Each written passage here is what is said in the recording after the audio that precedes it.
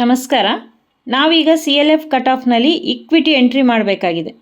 ಇಲ್ಲಿ ನೀವು ಇಕ್ವಿಟಿ ಮೇಲೆ ಕ್ಲಿಕ್ ಮಾಡಿದಾಗ ಕ್ಯಾಪಿಟಲ್ ಕಾಂಟ್ರಿಬ್ಯೂಷನ್, ಇದರಲ್ಲಿ AGY, enterprise fund, community investment, ಹೀಗೆ ನಿಮ್ಮ ಒಕ್ಕೂಟದಲ್ಲಿ ಯಾವ ಎಲ್ಲ ರೀತಿಯ ಫಂಡ್ಗಳಿವೆಯೋ ಅವುಗಳನ್ನು ಇಲ್ಲಿ ಎಂಟ್ರಿ ಮಾಡಬೇಕು. ಈಗ ಇಲ್ಲಿ ನಾವು ಕಮ್ಯುನಿಟಿ ಇನ್ವೆಸ್ಟ್ಮೆಂಟ್ ಫಂಡ್ CF ಮೇಲೆ ಕ್ಲಿಕ್ ಮಾಡೋಣ. ಇಲ್ಲಿ ಒಕ್ಕೂಟಕ್ಕೆ ಬಿಡುಗಡೆಯಾಗಿರುವ ಸಮುದಾಯ ಬಂಡವಾಳ ನಿಧಿಯನ್ನು ಎಂಟ್ರಿ ಮಾಡಬೇಕು. ಎಂಟ್ರಿ ಮಾಡಿ ಹಸಿರು ಬಣ್ಣದ ಗುರುತಿನ ಮೇಲೆ ಕ್ಲಿಕ್ ಮಾಡಿ ಸೇವ್ ಬಟನ್ ಮೇಲೆ ಕ್ಲಿಕ್ ಮಾಡಿದಾಗ ನಾವು ಎಂಟ್ರಿ ಮಾಡಿದ ಡೇಟಾ ಸೇವ್ ಆಗುತ್ತೆ. ಈಗ ನೀವು ಕಾಣಬಹುದು ಇಲ್ಲಿ ಕೆಳಗೆ ಅದರ ಸಮ್ಮರಿ ಬಂದಿದೆ. ನಾವೇನು ಎಂಟ್ರಿ ಮಾಡಿದ್ರೆ ಅದರ ಸಮ್ಮರಿಯನ್ನು ನಾವಿಲ್ಲಿ ಕಾಣ್ಬೋದು. ಬ್ಯಾಕ್ ಹೋಗೋಣ.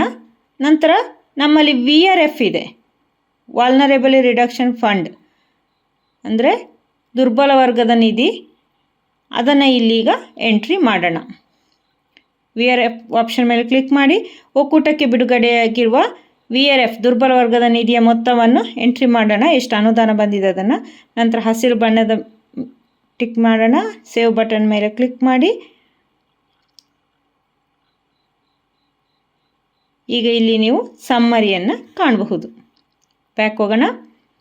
ಇಲ್ಲಿ working capital for PG or PE ಇಲ್ಲಿ ಕಾಣಿಸ್ತಾ ಇದೆ. ವರ್ಕಿಂಗ್ ಕ್ಯಾಪಿಟಲ್ ಫಾರ್ PG ಮೇಲೆ ಕ್ಲಿಕ್ ಮಾಡಿ ಇಲ್ಲಿ ಒಕ್ಕೂಟಕ್ಕೆ ಬಿಡುಗಡೆಯಾಗಿರುವ ಅನುದಾನವನ್ನು ಎಂಟ್ರಿ ಮಾಡೋಣ. ನಾವು ಕರೆಂಟ್ ಅಸೆಟ್ನಲ್ಲಿ ಆ್ಯಕ್ಟಿವ್ ಲೋನ್ನಲ್ಲಿ ಇದನ್ನು ಎಂಟ್ರಿ ಮಾಡಿದ್ದೇವೆ. ನಮಗೆ ಎಷ್ಟು ಅನುದಾನ ಬಂದಿದೆಯೋ ಅದನ್ನು ಇಲ್ಲಿ ಎಂಟ್ರಿ ಮಾಡಬೇಕು. ಗ್ರೀನ್ ಟಿಕ್ ಮೇಲೆ ಕ್ಲಿಕ್ ಮಾಡಿ ಸೇವ್ ಕೊಡೋಣ. ಇಲ್ಲಿ ಡಾಟಾ ಸೇವ್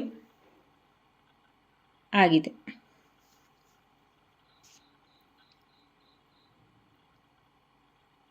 ಈಗ ಇಲ್ಲಿ ಸಮ್ಮರಿಯನ್ನು ನಾವು ಕಾಣ್ಬೋದು. ನಂತರ ಇಲ್ಲಿ ಇನ್ಫ್ರಾಸ್ಟ್ರಕ್ಚರ್ ಫಂಡ್ ಫಾರ್ PG ಉತ್ಪಾದಕ ಗುಂಪಿಗೆ ಈಗ ನಮ್ಮಲ್ಲಿ ಈ ಒಕ್ಕೂಟಕ್ಕೆ 2 ಲಕ್ಷ ಅನುದಾನ ಬಂದಿತ್ತು. ಅದರಲ್ಲಿ 1.5 ಲಕ್ಷವನ್ನು ನಾವು ಈಗಾಗಲೇ ಸಾಲದ ರೂಪದಲ್ಲಿ ಕೊಟ್ಟಿದ್ದೇವೆ. ಉಳಿದ 50,000ವನ್ನು ಇಲ್ಲಿ ಇನ್ಫ್ರಾಸ್ಟ್ರಕ್ಚರ್ ಫಂಡ್ಗೆ ಎಂಟ್ರಿ ಮಾಡೋಣ.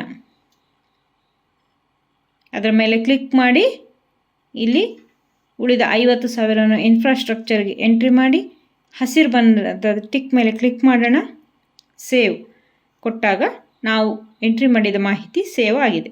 ಹೀಗೆ ನಮ್ಮ ಒಕ್ಕೂಟದ ಎಲ್ಲ ಇಕ್ವಿಟಿಗಳನ್ನು ನಾವಿಲ್ಲಿ ಎಂಟ್ರಿ ಮಾಡಬೇಕು. ಶೇರ್ ಕ್ಯಾಪಿಟಲ್ ಇದೆ, ಸರ್ಪ್ಲಸ್, ಡಿಫಿಸಿಟ್ ಆಪ್ಷನ್ ಇಲ್ಲಿ ಕಾಣಿಸ್ತಿದೆ. ಹಾಗೆಯೇ PMFME, ಸ್ಟಾರ್ಟಪ್ ಫಂಡ್ ಕ್ಯಾಪಿಟಲ್, ಇವುಗಳನ್ನು ಕೂಡ ನಾವಿಲ್ಲಿ ಕಾಣಬಹುದು.